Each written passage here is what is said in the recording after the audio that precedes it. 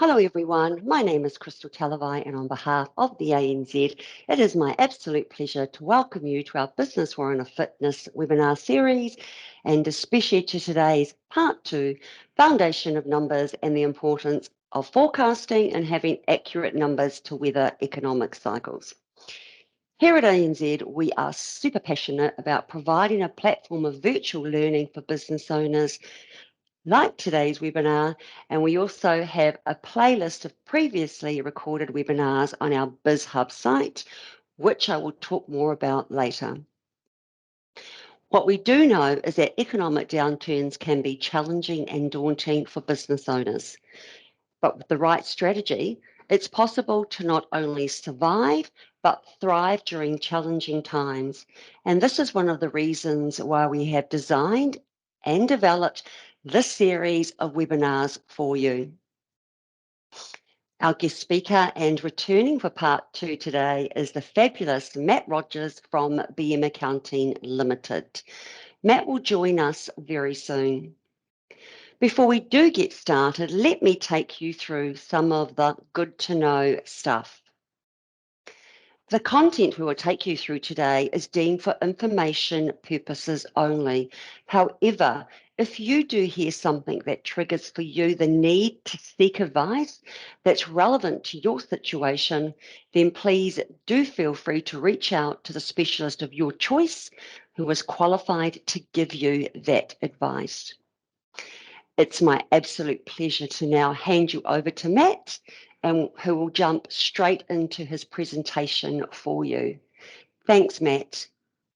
I think as a small business owner, there's a second layer that you should be looking at deeper than that. And we're going to cover this off in a bit more detail over the next 10 or 20 minutes. But these are the things that are actually far more understandable for you as a business owner that fundamentally lead to your key financial numbers, but that you've got a lot more control.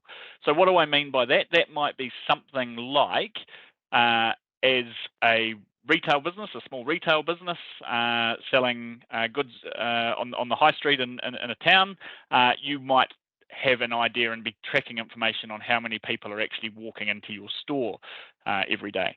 And suddenly by tracking and having access to that information and having that on some sort of tracker or some sort of very clear, visible sort of element for you, you can now start to see trends and you can start to do something about it. If you're in professional services and you're selling time, then actually really having a great gauge on a daily basis to see where that time is going, where you or your team have spent their time, what they're doing, and again, you're looking at that on a regular basis, you're tracking it, and when the trends start going positively or negatively, you can do something about it if it's not hitting the numbers that you're after. So we'll talk about this a bit more detail with forecasting, how these numbers and your key financial numbers actually have a really strong relationship. But when I'm talking about real-time information, it's not just your bank feeds and what's happening in your bank account. There's a whole bunch of other stuff that we can have access to in the modern world. The trick is trying to condense that down to the 3, 4, 5 things that are actually really important for you and your business. And when I'm having these conversations with small business owners, it is some of those things that actually you feel like you've got a bit more control over, as long as you understand the relationship to the bigger numbers, that you will actually get some really good bang for buck, because they're things you understand, they're things that you feel you can control or implement strategies to change. So we'll talk about that in a lot more detail with the forecasting piece that I'll get into shortly. So the benefits of actually taking the time to find a way to track this information and do this properly are fairly straightforward. Far better decision making. You're actually making decisions based on good, solid information on a very regular basis. You're not waiting for months to get it and see how you went. You're able to be a lot more dynamic and make those changes fairly regularly. You've got a lot more control. You'll be surprised at how quickly your financial numbers will start to come right when you're taking a little bit more focus and effort on some of those key drivers, and you'll be able to see the trends and the opportunities. There might be something that you didn't quite understand, or a result of an action that you've taken that may have had a slightly negative impact on what you thought it was going to do. So if I come back to that retail situation, we might think that our foot traffic's a little bit too light, and we might do something specifically to try and lift that promotion on a product or something like that, some call to action to get somebody in store. And we find, because we're tracking this on a very regular basis, that we didn't get the uplift that we thought would happen from that. So by tracking things on a regular basis, we can very quickly change that strategy or pull something back or do something differently when it's not getting the action that we sort of thought that we would get out of it. And then also a nod back to what we talked about last week, that risk mitigation and really trying to understand where your key risks are in your business. And again, some really good pointers as to how to go about that in the last webinar recording. Tracking some of these things will give you an indication of where those risks are maybe slightly more of a thing than what they were, and when you might have to start taking action. So really, really positive benefits if you do start tracking 4 or 5 things in your business on a regular basis, and not just looking at a number and moving on, but actually actively monitoring those numbers and deciding to take some action and do something differently when those numbers start to change or move. Tools and technologies, as I've talked about, heaps of this doesn't need to be a big time suck on your part. I know as a small business owner how challenging it is to find time. There are so many amazing tools for the automation of this side of things, the cloud solutions. It is all about just being very clear on what you're trying to achieve and what the key things are that you want out the back end. Where this sort of stuff does fail is because we're trying to do too much with too little, and we are just small businesses, 1, 2, 3, sometimes maybe as many as 10 or 20 of us out there fighting the good fight every day. We don't have unlimited resource to be able to do this sort of stuff. So you've got to be very clear and deliberate at the front end as to what you're wanting to achieve. But once you've got that clarity, it's not the hardest job in the world to go and find an automated solution or a cloud-based solution that will actually do quite a bit of the heavy lifting for you. And then there's some reasonable tools out there for actually being able to get that into a nice, easy dashboard format. So tools I'm talking about there, things like Microsoft Power BI, or some of the other dashboarding softwares and things out there. So I do encourage you to spend a little bit of time to do a bit of investigation into a few of these things, or maybe engage an advisor or a professional or even a good friend who's been doing some of this sort of stuff, and do the hard yards at the front end, just to try and get those first 2 or 3 things that you're tracking and making sure that you've got a good, reliable indicator on a daily or weekly basis to be able to see these numbers and see these trends, and it will pay huge dividends for you down the track. So that's just a bit of context on real-time information and what I'm talking about here. So thanks, Krista. We'll move on to understanding your business model. So this is carrying on from that point. This is really working out what some of the key numbers are that sit in behind your numbers. And I'll have this conversation quite regularly with a number of my business owners and things here, and we'll talk about, what is your sales number, for example. What are you trying to achieve sales-wise? And quite often that number will be positioned in someone's mind based on what they did last year or what they did last month, and they're going to the financial reports, or they've got a reasonable idea there, and they'll throw out a number. So let's take an example here and just go back to a trade-based business that says to me, I do $50,000 a month as my revenue. If we break that down and work out what actually generates that number, there's a number of drivers that sit in behind that, and they're not too difficult to identify. So the $50,000 a month that trade business generates is down to a whole bunch of smaller variables underneath. So if I think about that example, it's probably a trade-based business, with a reasonably strong labour component. There's X amount of hours at an hourly rate charged out, makes up a good portion of that revenue number. So there's 2 factors there to take into account. How many hours am I actually charging out, and what is my charge out rate?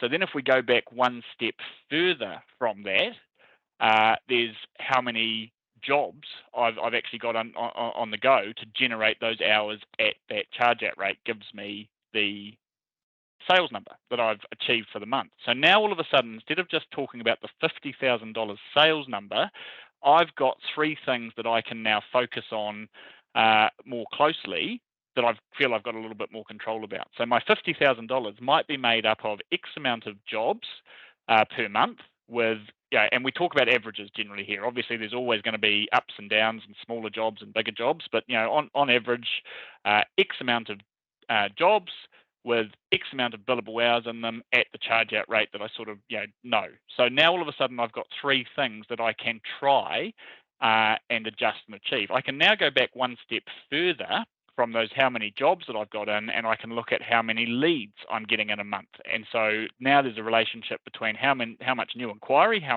many leads have I got, and how many jobs do I actually achieve. So what's my conversion rate there? So if I'm getting 10 inquiries a month for my trade-based business, and I'm converting 50% of them, so turning 5 of them into a job, and on average, each of those jobs is 20 hours of work. That's sort of the rough size that I'm in, size business that I'm in, and I sell each of those hours for $80 an hour. I can now multiply all of those things through, and that will give me a result that is my revenue that I see on my financial statements each month. But the beauty of having those 4 factors that I can now look at is now I can come up with a different strategy for moving the needle on each of those things. What can I do to get more leads into my business? How can I move from 10 to 11 people calling my business at the what there's some certain strategies and things that I can employ there. The conversion, if I'm converting at 50%, so for every 2 jobs that comes in, I convert 1 into a job, or the previous example, 10 jobs in, I'm converting 5. Can I lift that slightly? Can I get that to 55%? Where am I falling down there? What can I do slightly differently to maybe get that conversion percentage? Where are the barriers for my customers to not be able to make that decision to go ahead with a job?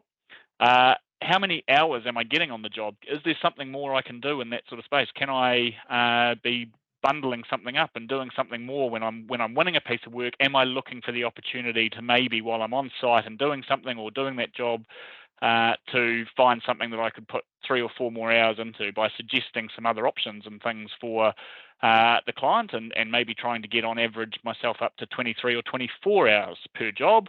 And then, the last conversation, which is often the one that I get a lot of kickback on, the hourly rate. A lot of trade businesses in particular will sit there and tell me that is very fixed, that's a market price and they can't move that. I'm prepared to fold on that one a little bit, but we will come into that in pricing strategy when we talk about who is our customer and what are we fundamentally doing. I would challenge that actually you're not competing across the whole industry and a lot of small businesses, that actually if you have a really clear idea of what you do better than all of your competitors, that maybe you can charge a slightly different price if you're doing something slightly differently. But you take my point that if we have those 4 different factors and we just tweaked all of those slightly, then all of a sudden that's going to have a really strong magnifying effect on my revenue number. If we'd changed that conversation at the front end and said, oh, you're doing $50,000 worth of revenue at the moment, you need to do $60,000 worth of revenue a month to make your numbers work, that's a really hard mental shift for most people to make. How do I find $10,000 worth of extra revenue? Great, there's a number. I know what the number is. I've got no idea how to go about it. Now, with these 4 different little areas and small tweaks and focus on each of those 4 areas, or maybe just focusing on a couple, or even just the lowest hanging fruit and deciding that, right, that's the part of the sales equation that's not working well for me, that's where I'm really going to focus. Suddenly you've got something that is much easier to understand and much easier to now have a defined strategy to go away and do something. And because we're tracking all this stuff on a fairly regular basis, getting daily reports or weekly or whatever sort of works with the number that we're tracking, we can see if those strategies are actually having an effect. And if they're not, we can very quickly change and pivot and do something slightly differently. I thought this was the problem with my conversion. I tried to do this differently. It hasn't moved my conversion at all. In fact, my conversion's gotten slightly worse. Great, we now know that. We've got strong factual information. We can go back to the drawing board and change very quickly before we've gotten too deep.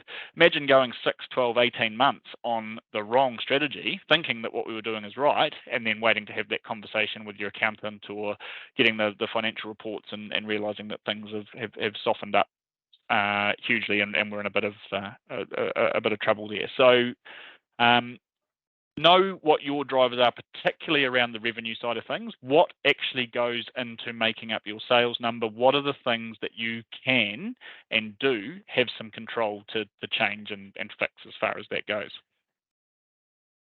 Understanding costs, that's the other side. So revenue, driver base, looking at those drivers to how we make our revenue, understanding your costs, okay? At a base level, there are two different types of costs of doing business. There's the variable costs. Those are the ones that change depending on how busy we are. So they're things like our raw material costs and in some cases, some of our wages that we're paying out. Some of those things that move and we spend more on the busier that we are.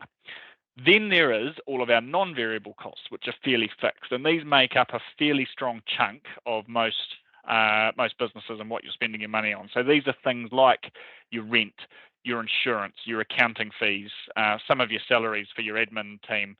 And the more fixed costs that you have, the more revenue you need. And there's a relationship that I won't go into too deeply with the percentage of variable costs and your revenue, but fundamentally those are the ones that can be a little bit of an anchor around the business, and they're ones that generally shift upwards on a fairly regular basis, because a lot of those overheads that you've got there are very much subject to the inflation conversations and things that we're having at the moment, and they will gradually just sort of tick upwards.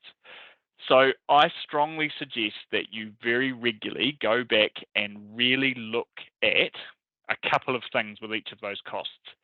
How necessary are they for your continued ability to go and generate the revenue that you do? There is a lot of slippage in the overheads of a lot of businesses out there because we just get into habit, because we've always had that cost, and we get the notice every year that the costs are going up. Things around our telephone plans and our insurance plans and everything else, and we swallow the costs and we add it there, but we're not often actually going back through all of those lines with a new modern viewpoint. And I think we learnt an awful lot of things through the pandemic, and actually what was necessary for our business and what was actually an old-fashioned or traditional way of doing things. So, for example, your rent costs and your premises costs, a lot of business owners out there now are really starting to look at that and saying, what do I need? How much do I need?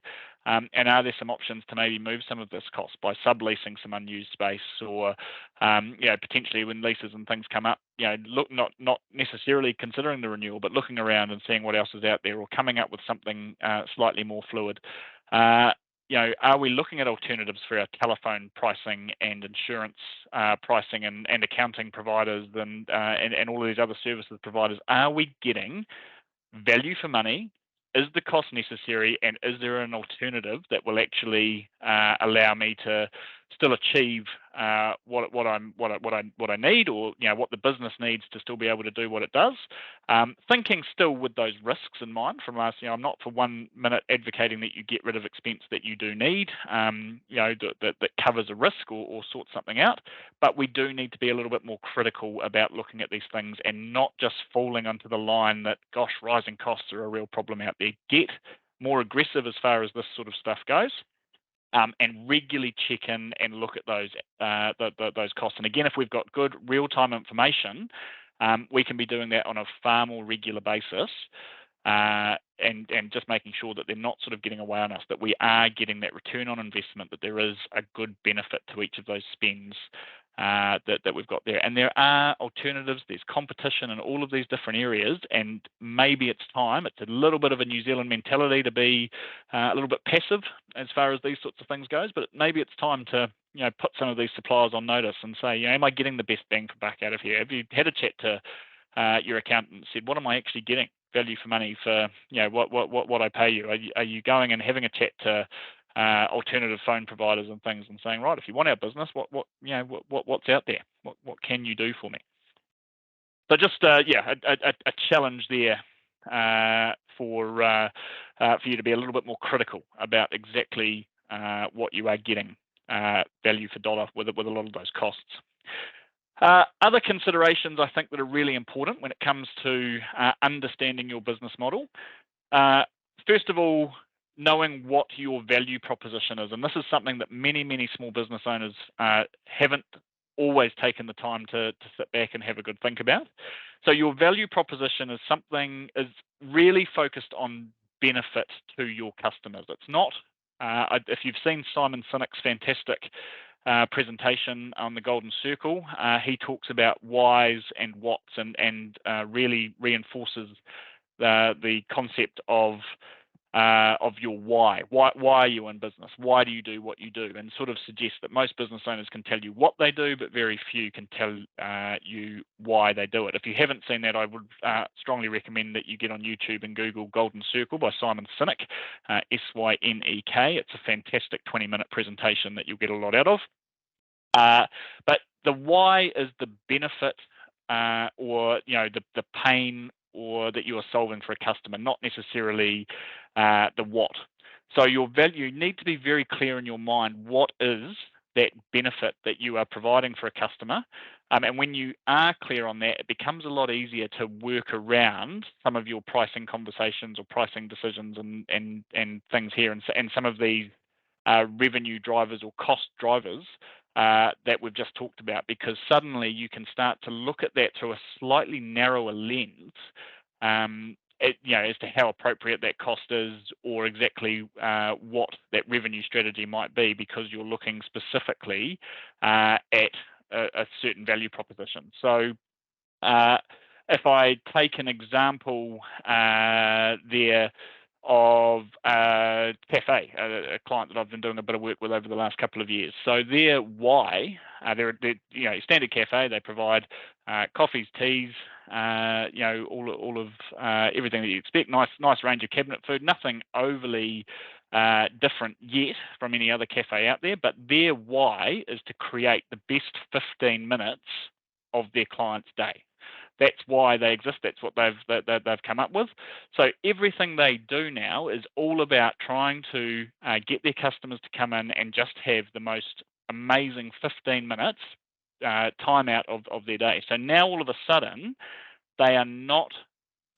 They've taken out a whole bunch of different customers that they might otherwise have been trying to attract. So they're not after the tradie who's rushing in for a quick cup of coffee and has only got 3 minutes to spare because he's in between jobs and he's rushing here and there, or the busy professional. They are targeting people who do actually or want to have that 15-minute hiatus in their day, and that's their chance to refresh and find some mindfulness and things there. So a lot of their marketing and their strategies around when they're advertising on Facebook and things, it's all around that concept, and that suddenly makes things an awful lot easier to be a lot more targeted with some of the things that we've talked about. When we look at some of the costs and things that they've got there, that they can look at it through that lens and say, right, does this spend on this sort of thing help us to attract those customers who've got that extra 15 minutes, who are prepared to come and spend the time with us and really enjoy it and pay for a little bit of extra value because that's the benefit that we are providing, or does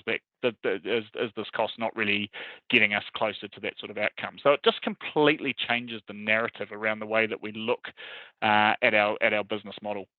And that's my point there around knowing your customer as well.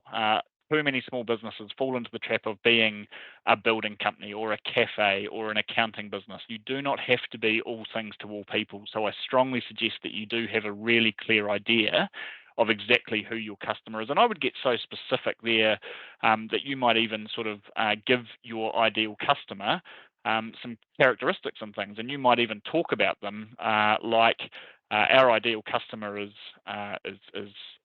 Kelly. She's a 30-year-old mum who's working 20 hours a week and then running around for the kids first thing in the morning, picking the kids up from school. She's got a whole bunch of different football practices and things there. Really get to know who that ideal customer is, and then when it comes to your value proposition or your drivers for revenue, you can sort of answer those problems that would react for someone like Kelly, who you're trying to attract. It's not going to mean that you're only going to have that one type of customer, but it just means that what you're trying to achieve with your business model and trying to make the most out of the resources and things that you're the limited resources you've got there as a small business owner can be a lot more targeted to who you're sort of after. So it's a good process to go through to really sort of understand exactly what the value is that you provide and who you're trying to provide it to, and you will find that makes a lot of your other conversations around this forecasting and these drivers much clearer, because you're not trying to solve problems for absolutely everybody. So just moving forward there one slide, thanks Crystal. So once you've got a bit more of an idea of those drivers and things, make sure, and we're going to go into this in a lot more detail, so I'm going to gloss over this very quickly. This is where I'll spend a lot more time in the next session around forecasting and things. But when you are doing your forecasts and looking at what you think you can achieve, use those drivers as a part, exactly like we've just sort of talked about. So, how many, what are my leads? How many of those am I going to convert? What's the average cost that I can get out of them? Use those to come up with the key numbers in your forecasting process. And then just check in that they are fitting back against your personal and business goals. And again, we did a lot of work on that at the last webinar.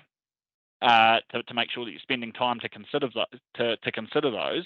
And what I mean there is, if your strategies and things around your drivers that are basically going to take a whole bunch more of your time to have to go and find a whole bunch of extra leads, and the strategy that you've employed there is to go and knock on a whole bunch more doors, but your personal goal is to try and get more time, then you've got a challenge there. You need to consider the wider lens of what your personal goals are and try and fit your business decisions here with your forecasting in line with those to make sure that they're working well.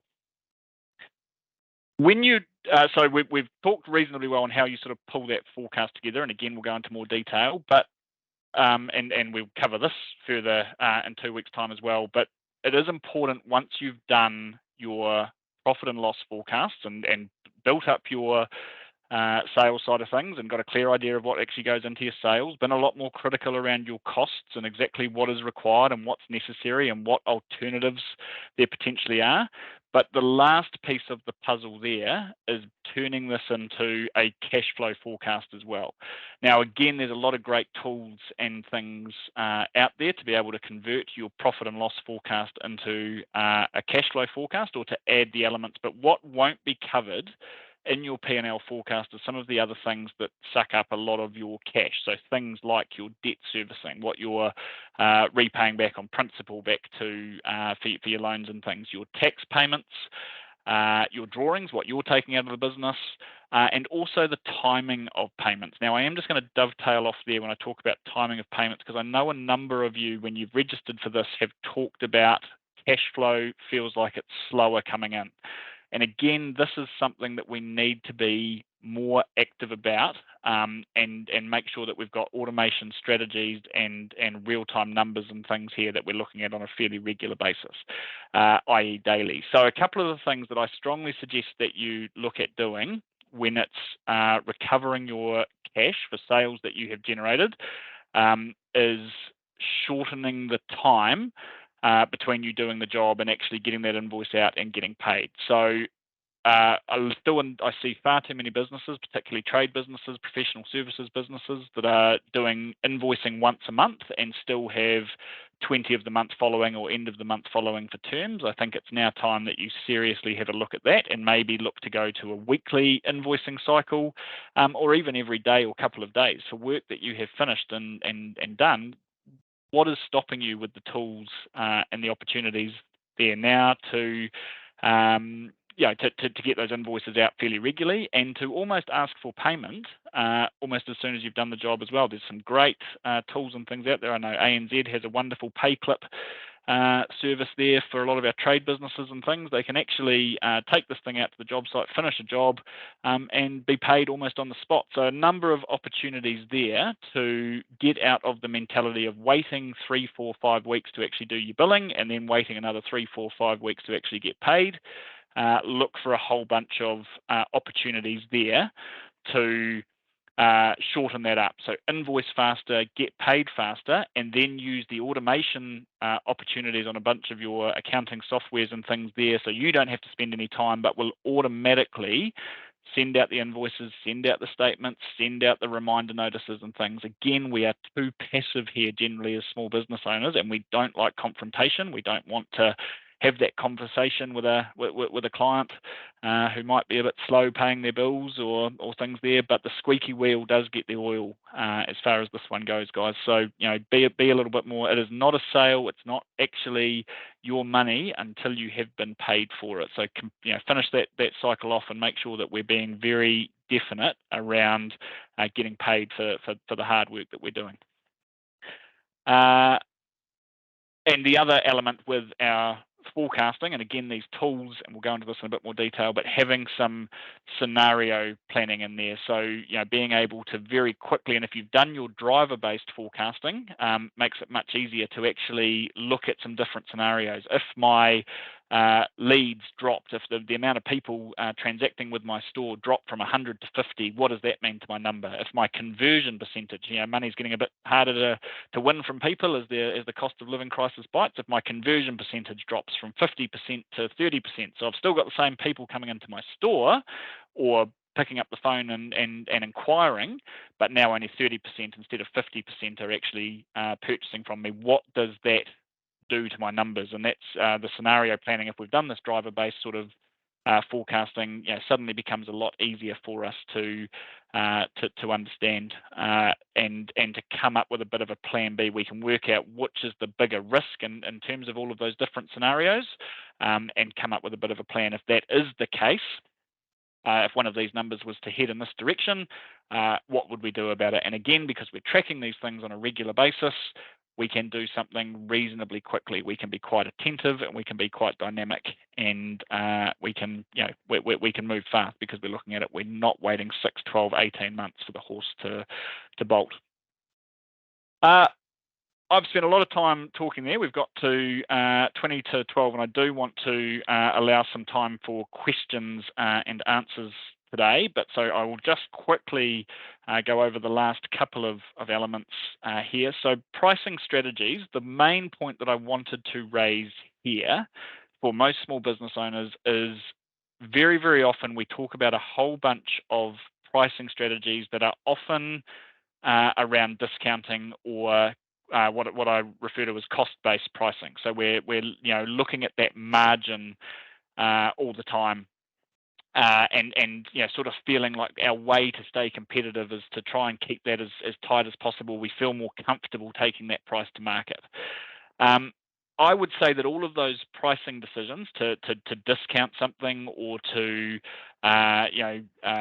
deliberately have something to try and get some market penetration that we offer to the market for a lower price to try and get people to notice us, or bundling a whole bunch of our services to try and make the overall price slightly more palatable, are all fine as long as they're part of a wider strategy. So if it's just to try and get some more leads or help with that conversion percentage, that's great, as long as we're not ending up needing to do that all the time to make our business model work. I think we need to look at that very very purposefully if that is the case, and we're constantly having to discount or bundle or drop those prices to keep competitive and to keep busy.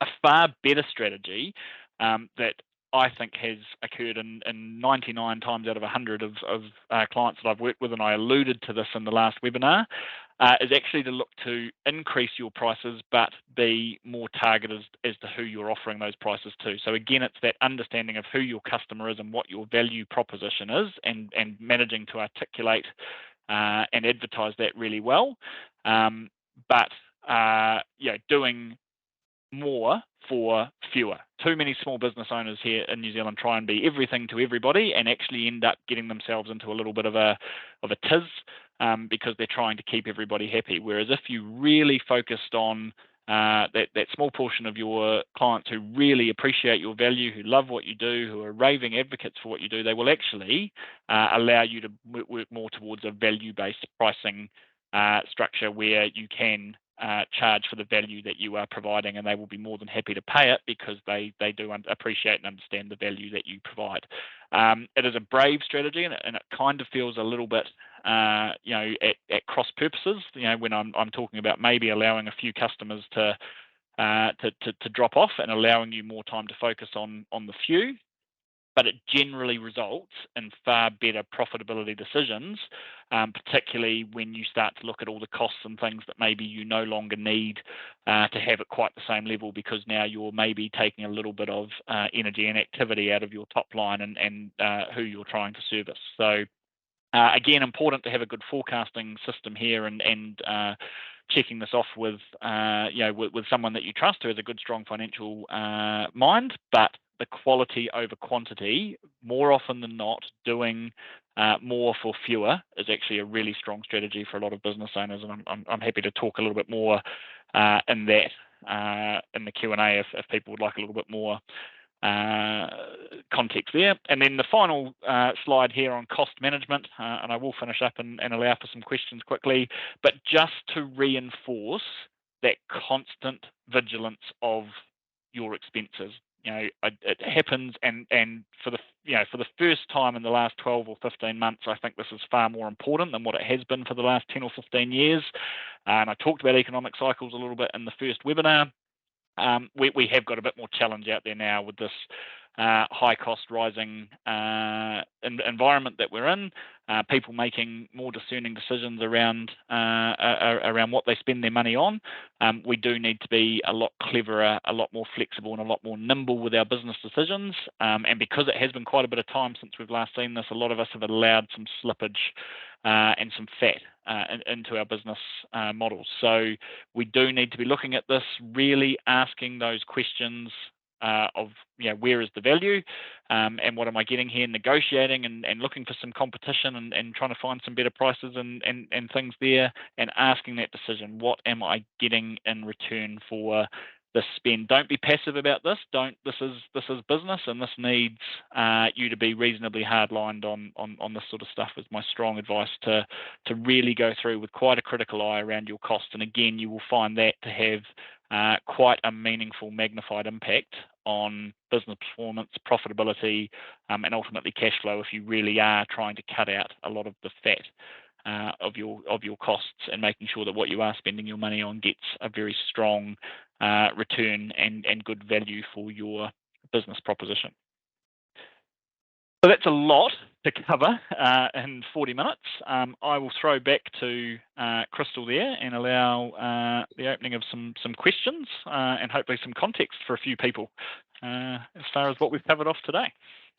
Great, awesome, Matt. We have got one question we will kick off with from Jenny. What advice would you give to get ahead on outside influences on variable costs? Great question, Jenny. Yeah, it's a great question, Jenny. So a couple of those variable costs and things that so without knowing exactly what industry you're in, but now with our variable costs, we're talking about our raw materials, our purchases, and the cost of those going up. We've got a lot of international pressures and things. So if you are buying in, a lot of hardware and trade items or different retail items and things there, the cost of freight and petrol, the cost of those is going up quite considerably. So a couple of different elements included there that we have covered off in the webinar. So first of all, making sure that you are attracting a customer base there that will, or that so two elements. Whatever you are buying in there with your raw materials, are you clear that you've got a customer base there that is prepared to pay that additional cost of things coming in, and are you attracting the right people there? So if I look at something like high-end clothing and things like that, there's a significant cost of increased cost of that coming in. Are we attracting the right people, and does our advertising, and if we go back to our drivers of who fundamentally has still got the affordability to be able to pay for that sort of stuff, are we doing enough work in that space? If I look at trade businesses and things, where the cost of everything is it's slowed down slightly in the last few months, but the cost of that was significant on the way through. Are we doing the work at the top end to make sure that our customers have the affordability to be able to pay that extra price, and having those conversations and making sure that we're not getting trapped with a price promise or something there, because we know that we've got an environment of very strong fluctuating variable prices on our goods. So you need to be very clear and articulate pretty clearly at the front end when we are in this environment, and making sure that we're that is a cost component to what we deliver that is outside of the value that you're providing, and as those prices go up, then the natural end price that they will be paying will be increasing because of those pressures. So it's all around communication and making sure that you're targeting the right customers who will appreciate and still understand that value that you're providing in the middle, and still be prepared to transact with you. Great, thanks, Matt. Whilst we are just about to wrap up, we are getting close to finishing time. I'm just going to give the baton back to you, Matt. Just your final thoughts for our audience. Yeah, the key thing here, guys, is really I've covered a lot in that 40 minutes, and I could understand that all seems a little bit challenging. At the end of the day, if we distill it down, every business out there, if you just start tracking 2 or 3 key elements and getting good regular information that you can rely on, and just make sure that those 2 or 3 that you pick, you can see how there's a very strong relationship between what you're tracking and ultimately the revenue that you're going to generate, or the profit that you're going to make. So that's the first step that I would ask you to do. Two things. Find those first 2 things. Let's keep it nice and simple. 2 things to track, and find a good solid method for tracking that on a regular basis, and do something about it when you see the trends differently. There is no bad action out there. The only bad action is no action at all, and that's what so many of our small businesses end up doing. If you try something and it doesn't work, but you're tracking it regularly, you're not going to get so far into it that you can't pivot and do something differently. And then secondly, really go through your latest profit and loss, and look at all of those costs quite critically, variable costs and fixed costs equally. Go through and really get quite critical and discerning on what is absolutely necessary and core, and what potentially could be either stopped, ceased, or maybe adjusted by either cutting back on the level of service, or looking for an alternative provider, or going back and demanding a little bit of extra value from the spend that you were getting. I know it feels confrontational. I know it feels like conversations and things that we don't always want to go and do, but even 1 or 2 of those conversations will have a meaningful benefit for your business, and ultimately just start that mentality that I do have control. You do have a lot more control in this area than you think you do, even if that control factor is to actually cease and desist with an expense. And you would do that if you're not getting enough benefit. If the only reason you're sort of doing that is a competitive decision or something there, because all my competitors do it as well, but your customers don't actually use that or don't see any value in that, then really challenge yourself on it. Do I really need to keep spending money on this? Thank you, Matt. Again, awesome session. I always get inspired and excited whenever I hear you talk. So thank you, as I'm sure our audience has. Let's just move into how ANZ can support you further. There's some really cool ways that we can help support you. One of the ways we do this is by providing an A to Z review. So if you are finding costs high, if your cash flow is a bit tighter, what you need to do is get on the front foot and come and talk to your bank. We will take you through looking at your goals, having a look at your financials, your cash flow, and we'll help support you. It's a complimentary service, so please do take advantage of it. We've also got our Biz Hub, which we've got a myriad of tools, cash flow forecasting. There's lots of tools on there for you, getting your pricing strategy right. Making sure you think about your break even, how to calculate it. So make sure you use some of our tools. We also have insight papers, which are really great for your industry. And so check those out on BizHub as well. Lastly, one thing that we all want to do as business owners is understand our economy a little bit better.